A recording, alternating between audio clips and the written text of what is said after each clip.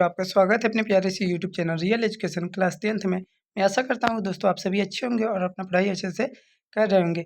प्यारे बच्चों, आज हम लोग आपके लिए लाए हैं क्लास 10th का केमिस्ट्री का चैप्टर नंबर 2, जिसका नाम अम्ल क्षार एवं लवण है। क्या नाम है?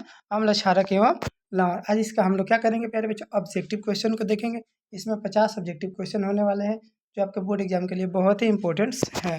तो इसमें से आपके देखिए 5 से 7 नंबर के क्वेश्चन आ सकते हैं, ठीक है ना। हमारा अनुमान है कि 5 से 7 नंबर का क्वेश्चन इससे हर साल पूछे जाते हैं।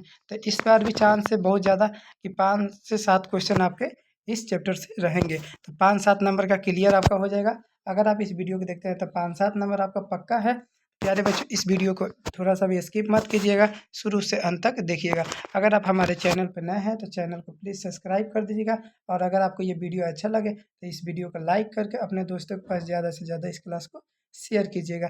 आइए प्यारे बच्चों, बिना देर के इस क्लास को शुरू करते हैं। आपका प्रश्न संख्या 1 कह रहा है, लिटमस पिलियन जो बैंगनी रंग का रंग होता है, बैंगनी रंग का रंजक होता है, यह किस पदार्थ का बना होता है? लिटमस बिलियन क्या पूछ रहा है? लिटमस बिलियन जिसका बैंगनी रंग का कलर रंजक होता है, वह किस पदार्थ का बना रहता है? कवक का, लीचेन का, जिम्नोस्पर्म का, या फिर इनमें से कोई नहीं। वही पूछ रहा है किस चीज़ का ये बना रहता है। तो आपका सही उत्तर हो जाएगा लीचेन का। किसका? लीचेन का ये क्या होता है? बना रहता है। ऑप्शन बी याद रखिएगा, सही उत्तर है। प्रश्न संख्या 2 है, निम्नलिखित में से कौन सूचक की तरह इस्तेमाल नहीं किया जा सकता? मतलब सूचक के रूप में इस्तेमाल नहीं किया जा सकता है। हल्दी को, मेथिल ऑरेंज को, फिनोल्फथालीन को, या फिर मूली को। किसको सूचक की तरह इस्तेमाल नहीं किया जा सकता है? तो मूली को। किसको? मूली को क्या कर सकते हैं हम लोग?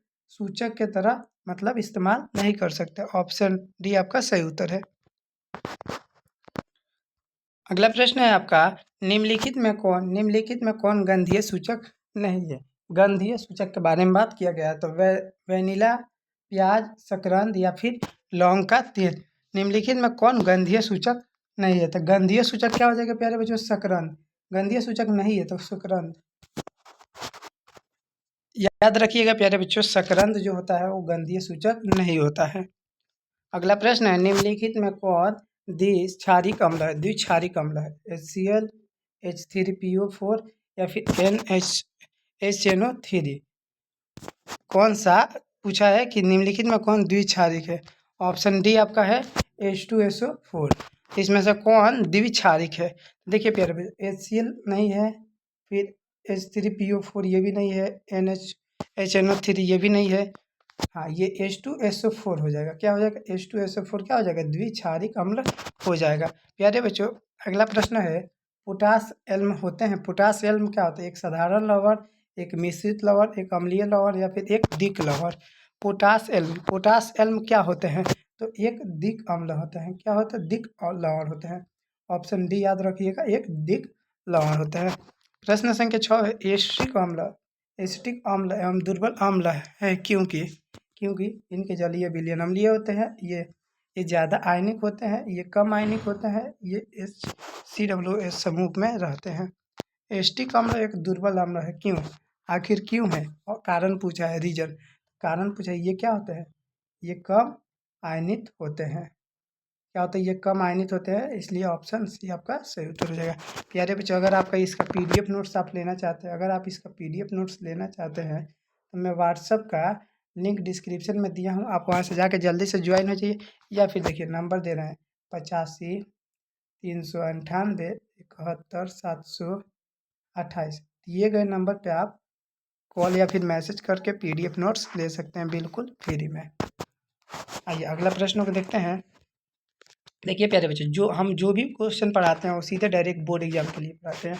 आप हमारे चैनल से जुड़े रहिएगा और बोर्ड एग्जाम की यहाँ पर बेस्ट तरीके से तैयारी की जाती है। फिर निम्नलिखित में किसका प्रबल लवण कौन है? प्रबल लवण कौन है? ठीक है ना। NaCl, CaCl2, BaSO4, या फिर LiCl।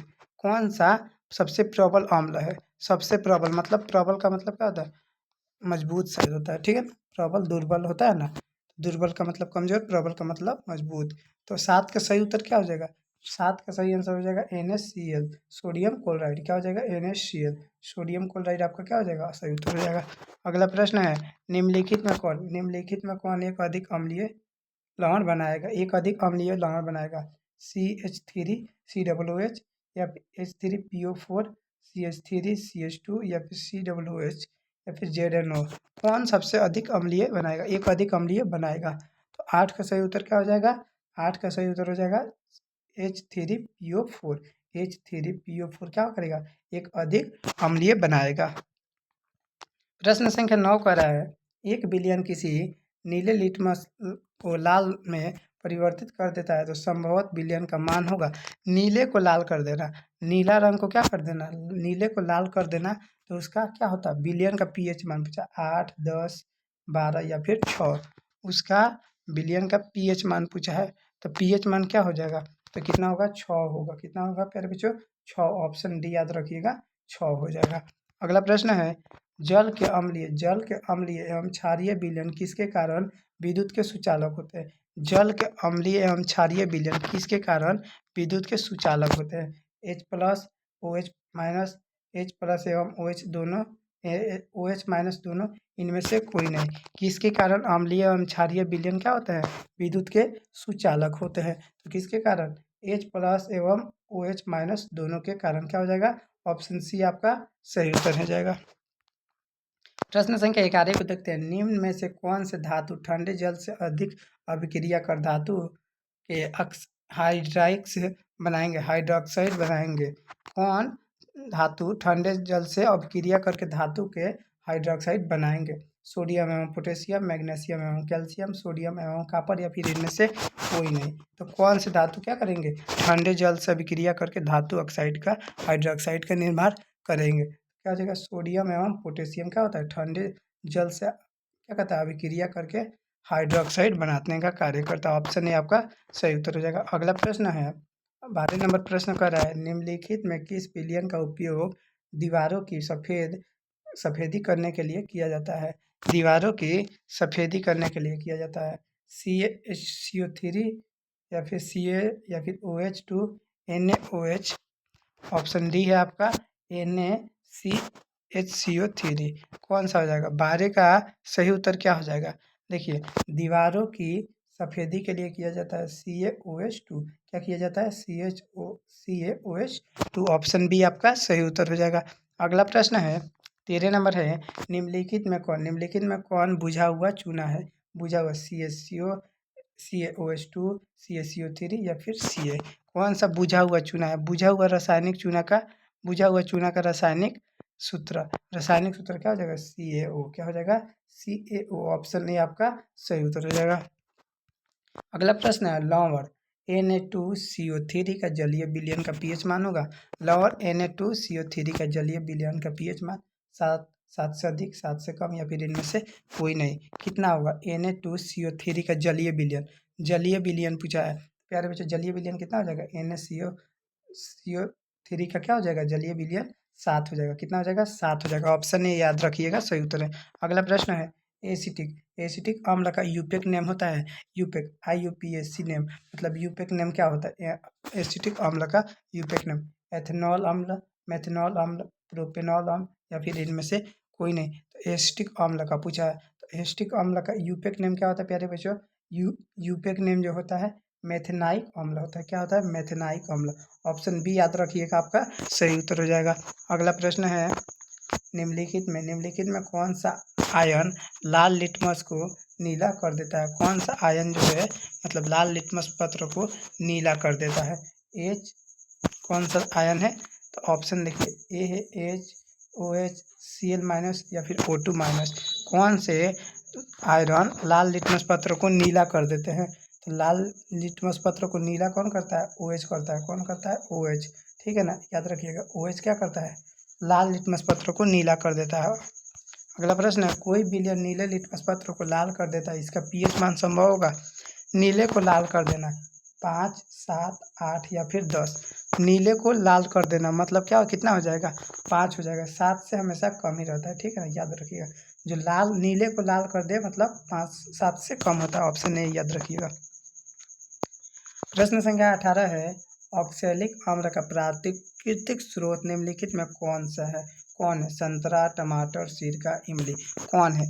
और ऑक्सैलिक आम्ल का प्राकृतिक स्रोत पूछा है तो क्या हो जाएगा? टमाटर हो जाएगा। क्या हो जाएगा? टमाटर हो जाएगा। ऑप्शन बी याद रखिएगा, सही उत्तर है।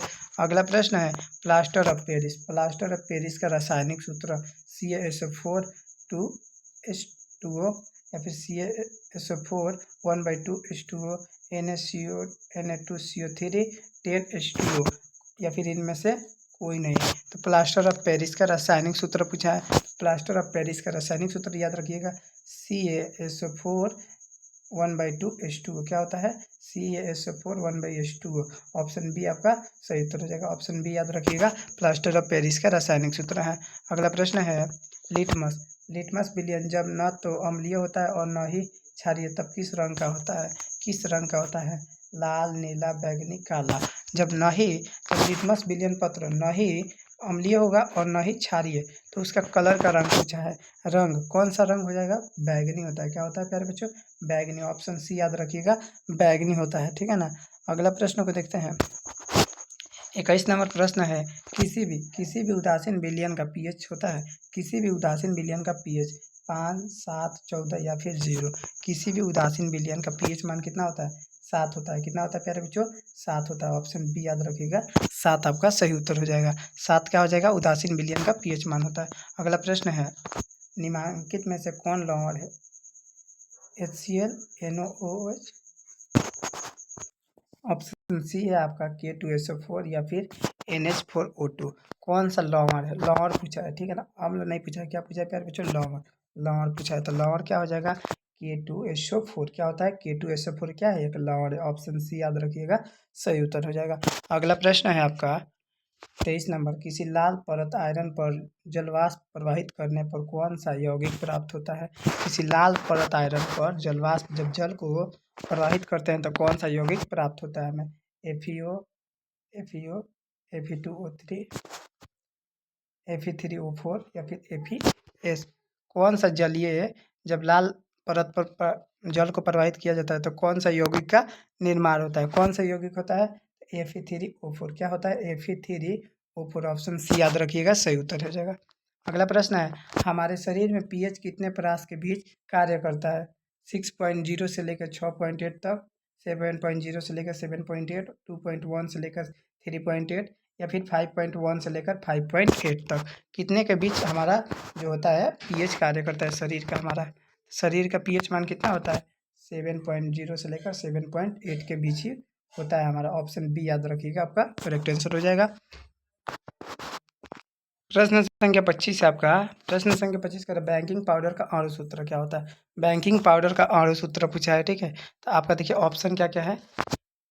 Na2CO3, CaCO3, NaHCO3 या फिर NaSNO3। तो बैंकिंग क्या पूछा है? बैंकिंग पाउडर का अणु सूत्र क्या पूछा है? अणु सूत्र पूछा है। अणु सूत्र क्या होता है? NaCO3 होता है। NaHCO3 क्या होता है? NaHCO3। ऑप्शन सी याद रखिएगा, सही उत्तर हो जाएगा। अगला प्रश्न निम्नलिखित में कौन विजातीय यौगिक है? विजातीय यौगिक पूछा है। विजातीय यौगिक चूना पत्थर, खड़िया, संगमरमर, प्लास्टर ऑफ पेरिस। विजातीय यौगिक क्या हो जाएगा? प्लास्टर ऑफ पेरिस होता है। क्या होता है? प्लास्टर ऑफ पेरिस का होता है, विजातीय यौगिक होता है। ऑप्शन डी आपका करेक्ट आंसर हो जाएगा। अगला प्रश्न है निम्नलिखित में सेहत का कौन सा मान क्षारक विलयन का मान देता है? कौन सा मान क्षारक विलयन का मान देता है? 2, 7, 6, 13। कौन सा क्षारक विलयन का मान देता है? सेहत के लिए कौन सा मान क्षारक विलयन के लिए क्या देता है? मान देता है। तो कौन सा हो जाएगा? 2 होगा या फिर 7, 6 या फिर 13। कौन सा होगा प्यारे बच्चों? तो 27 का राइट आंसर क्या हो जाएगा? D number. क्या हो जाएगा? डी। 13 आपका सही उत्तर हो जाएगा। अगला प्रश्न है निम्नलिखित में कौन अम्लों से कौन प्रबल होता है? अम्लों में से कौन प्रबल होता है? लैक्टिक अम्ल, एस्कॉर्बिक अम्ल, सल्फ्यूरिक अम्ल या फिर फार्मिक अम्ल। कौन अम्लों में से प्रबल होता है? सबसे प्रबल पूछा है तो सबसे प्रबल कौन सा हो जाएगा? सल्फ्यूरिक अम्ल होता है। क्या होता है? सल्फ्यूरिक अम्ल। ऑप्शन सी याद रखिएगा, आपका सही उत्तर हो जाएगा। अगला प्रश्न है निम्नलिखित में कौन क्षारक नहीं है? क्षारक नहीं है मतलब क्षार नहीं है। KOH, NaCl, AlOH3 या फिर ZNO। कौन सा क्षारक नहीं है? तो क्षारक कौन सा नहीं है प्यारे बच्चों? NaCl क्या होता है ना, सोडियम क्लोराइड क्या होता है? अम्लीय होता है। बी मतलब आपका क्षारक नहीं है, ऑप्शन बी याद रखिएगा सही उत्तर है। अगला प्रश्न है, निम्नलिखित क्षारकों में कौन प्रबल क्षारक है? निम्नलिखित क्षारक इसमें दिया है, इसमें से कौन प्रबल क्षारक है? मतलब प्रबल है ना, NH4OH, फिर NaOH, MgOH2, CuOH। कौन सा प्रबल क्षारक है? प्रबल क्षारक पूछा है, तो प्रबल क्षारक कौन हो जाएगा? NaOH क्या होता है? सबसे प्रबल क्षारक होता है। ऑप्शन बी याद रखिएगा सही उत्तर हो जाएगा। अगला प्रश्न है, कुछ ऐसे पदार्थ होते हैं जिनकी गंध अम्लीय या क्षारीय माध्यम में बदल जाती है, इन्हें क्या कहते हैं? कुछ ऐसे पदार्थ होते हैं जिनकी गंध क्या होती है? अम्लीय और क्षारीय माध्यम में बदल जाती है, इसे क्या कहते हैं? रंगीय सूचक, गंधीय सूचक, उदासीन या फिर इनमें से कोई नहीं। जिसका अम्लीय और क्षारीय क्या होता है? माध्यम में बदल जाना, तो ये क्या कहलाते हैं? क्या कहलाते हैं प्यारे बच्चों? ये गंधीय सूचक कहलाते हैं। क्या हो जाते हैं? गंधीय सूचक। ऑप्शन बी याद रखिएगा, आपका सही उत्तर हो जाएगा। अगला प्रश्न है 32 नंबर प्रश्न कर सभी धातु कार्बोहाइड्रेट एवं कार्बोनेट एवं हाइड्रोजन कार्बोनेट अम्ल के साथ अभिक्रिया करके क्या बनाते हैं? सभी धातु क्या? कार्बोनेट एवं हाइड्रोकार्बोनेट अम्ल के साथ अभिक्रिया करके क्या बनाते हैं? तो क्या बनाते हैं प्यारे बच्चों? ऑप्शन है आपका संगत लवण, कार्बन डाइऑक्साइड, जल या फिर इनमें से सभी। तो 32 का सही उत्तर क्या हो जाएगा? 32 का सही उत्तर हो जाएगा इनमें से सभी। ये भी संगत लवण भी, कार्बन डाइऑक्साइड, जल भी बनाते हैं, मतलब ऑप्शन डी आपका करेक्ट आंसर हो जाएगा। ठीक है ना, ऑप्शन डी याद रखिएगा सही उत्तर है। अगला प्रश्न प्रश्न संख्या 33 क्या कर रहा है? सभी अम्लों में पाया जाता है, सभी अम्लों में क्या पाया जाता है? Oxygen, hydrogen, calcium, nitrogen. सभी अम्ल में क्या पाए जाते हैं प्यारे बच्चों? सभी अम्लों में क्या पाए जाते हैं? तो सभी अम्लों में क्या पाया जाता है? सभी अम्लों में देखिए प्यारे बच्चों क्या पाया जाता है? हाइड्रोजन पाया जाता है। क्या पाया जाता है? हाइड्रोजन। ऑप्शन बी याद रखिएगा, आपका करेक्ट आंसर हो जाएगा। अगला प्रश्न है हाइड्रोजन युक्त सभी यौगिक होते हैं। हाइड्रोजन युक्त सभी यौगिक क्या होते हैं? अम्लीय, क्षारीय, दोनों या फिर इनमें से कोई नहीं। हाइड्रोजन युक्त सभी जो यौगिक होते हैं वो अम्लीय होते हैं। क्या होते हैं प्यारे बच्चों? अम्लीय होते हैं। ऑप्शन ए याद रखिएगा, आपका सही उत्तर हो जाएगा। देखिए प्यारे बच्चों, इसको हमेशा लास्ट तक देखिएगा, ठीक है ना, इसको लास्ट तक देखिएगा तभी आपका 5-7 नंबर क्लियर होगा। तो अभी और कुछ प्रश्न है, देख लीजिए। जल में घुलनशील क्षारक के बारे में क्या सत्य है? इन्हें क्षार कहते हैं, स्वाद कड़वा होता है, प्राकृतिक क्षारक होती है, इनमें से सभी। जल में घुलनशील क्षारक के बारे में क्या सत्य है? मतलब इसके बारे में क्या सत्य है, वैसे कैसे होते हैं? देखिए, इनमें क्षार होते हैं, स्वाद भी कड़वा होता है, ठीक है ना, और प्राकृतिक संचारक होते हैं, या फिर मतलब इनमें से सभी। ऑप्शन डी आपका सही उत्तर हो जाएगा। क्या हो जाएगा? डी आपका सभी होते हैं इनमें से, तो ऑप्शन डी आपका करेक्ट आंसर हो जाएगा। अगला प्रश्न है पीएच में पी सूचक है, पुषांश, पावर, दोनों या फिर इनमें से कोई नहीं। पीएच में पी सूचक है, पीएच में क्या होता है? पी क्या होता है? पुषांश होता है। क्या होता है? पुषांश होता है। ऑप्शन ए याद रखिएगा, सही उत्तर हो जाएगा। अगला प्रश्न है प्यारे बच्चों, अगला प्रश्न है एसिटिक अम्ल का प्राकृतिक स्रोत निम्नलिखित में कौन सा है? एसिटिक अम्ल का पूछा है, ठीक है ना। एसिटिक अम्ल का प्राकृतिक स्रोत क्या होता है प्यारे बच्चों? संतरा, सिरका, इमली या फिर टमाटर। एसिटिक अम्ल का पूछा है, तो एसिटिक अम्ल का क्या होता है? प्राकृतिक जो स्रोत होता है वो क्या होता है? प्राकृतिक स्रोत क्या हो जाता है प्यारे बच्चों? सिरका होता है। क्या होता है? सिरका। ऑप्शन बी याद रखिएगा, आपका करेक्ट आंसर हो जाएगा। ऑप्शन बी आपका एकदम सही उत्तर है, ठीक है ना। अगला प्रश्न है सिट्रिक अम्ल का प्राकृतिक स्रोत पूछा। इमली, टमाटर, संतरा, नींबू या फिर दही। सिट्रिक अम्ल किस में पाया जाता है? तो संतरा और नींबू में पाया जाता है, बहुत ही खट्टा होता है। सिट्रिक अम्ल क्या होता है? खट्टे पदार्थों में बहुत ज़्यादा पाए जाते हैं। अगला प्रश्न है टार्ट्रिक अम्ल इनमें से किस में पाया जाता है? टार्ट्रिक अम्ल टमाटर में, इमली में, दही में या फिर सिरका में। टार्ट्रिक अम्ल किस में पाया जाता है? टार्ट्रिक अम्ल इमली में पाया जाता है। किस में पाया जाता है? इमली में। प्यारे बच्चों, इमली आप लोग खाते ही होंगे, जब हम लोग भी छोटे थे तो हम लोग इमली खाया करते थे स्कूल में, ठीक है ना। अब तो उतना नहीं मिल रहा है, आपके टाइम मतलब इमली का मतलब ना के बराबर मिल रहा है, तो इमली में पाया जाता है टार्ट्रिक अम्ल, ठीक है ना। अगला प्रश्न है लैक्टिक अम्ल का प्राकृतिक स्रोत है दही, इमली, सिरका या फिर टमाटर। लैक्टिक अम्ल का, तो देखिए लैक्टिक अम्ल जो होता है वो किस में? दही में होता है, और इसी की वजह से क्या होता है? दही जमने का काम करता है। अगर लैक्टिक अम्ल नहीं होता तो दही हम लोग नहीं खाते और ना ही जमता। अगला प्रश्न है चींटी के डंक और नेटल के डंक में कौन सा अम्ल पाया जाता है? सिट्रिक अम्ल, लैक्टिक अम्ल, एसिटिक अम्ल या फिर मैथनिक अम्ल। चींटी के डंक और नेटल के डंक में कौन सा पाया जाता है? सिट्रिक, लैक्टिक, एसिटिक या फिर मैथनाइक। तो देखिए चींटी के डंक और नेटल के डंक में एसिटिक अम्ल पाया जाता है। क्या पाया जाता है? एसिटिक अम्ल, ठीक है ना। एसिटिक अम्ल पाया जाता है। क्या पाया जाता है? एसिटिक अम्ल। अगला प्रश्न है दांतों का क्षय। दांतों का क्षय कब प्रारंभ होता है? मुंह का पीएच 5.5 से अधिक होने पर, मुंह का पीएच 5.5 से कम होने पर, मुंह का पीएच 7 होने पर, या फिर इनमें से कोई नहीं। दांतों का क्षय कब प्रारंभ होता है? क्षय मतलब हानि कब होने लगती है दांतों में? दांतों में कब हानि होने लगती है? जब मुंह का पीएच मान 5.5 से कम होता है। जब मुंह का पीएच मान 5.5 से कम होता है तो क्या होती है? हमारे दांतों में क्षय की प्रक्रिया शुरू हो जाती है। ऑप्शन आपका आपका ऑप्शन बी आपका करेक्ट आंसर हो जाएगा, ठीक है। अगला प्रश्न को देखते हैं। 43 नंबर प्रश्न है हमारे पेट उदर में कौन सा अम्ल उत्पन्न होता है? हमारे पेट उदर में कौन सा अम्ल क्या होता है? उत्पन्न होता है। ऑक्जेलिक अम्ल, सिट्रिक अम्ल, हाइड्रोक्लोरिक अम्ल या फिर टार्ट्रिक अम्ल। तो हमारे पेट में कौन सा अम्ल उत्पन्न होता है प्यारे बच्चों? हाइड्रोक्लोरिक अम्ल। क्या होता है? हाइड्रोक्लोरिक अम्ल क्या होता है? हमारे पेट में क्या होता है? ये उत्पन्न होता है। क्या होता है? हाइड्रोक्लोरिक अम्ल ही क्या होता है? हमारे पेट में उत्पन्न होता है। ऑप्शन सी आपका करेक्ट आंसर हो जाएगा।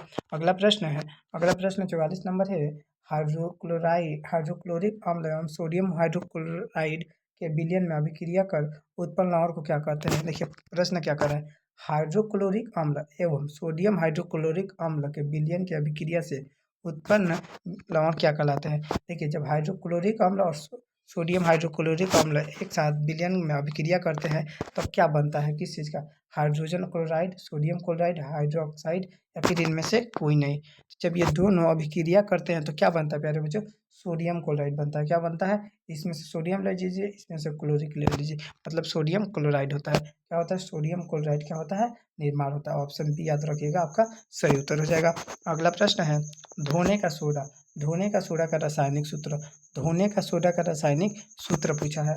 NaCO3 10H2O, फिर Na2CO H2O, NaCO3 10H2O या फिर NaCO4 10H2O। इनमें से कौन धोने का सोडा का रासायनिक सूत्र है? रासायनिक सूत्र पूछा है तो क्या हो जाएगा? Na2CO3 10H2O। क्या हो जाएगा? 10H2। यही हो जाएगा। ऑप्शन ए याद रखिएगा आपका सही उत्तर हो जाएगा। ऑप्शन ए आपका 100% सही उत्तर है। अगला प्रश्न है बैंकिंग सोडा का रासायनिक नाम। बैंकिंग सोडा का रासायनिक नाम पूछा है। Sodium carbonate, sodium hydrogen carbonate, calcium carbonate, calcium hydrogen carbonate.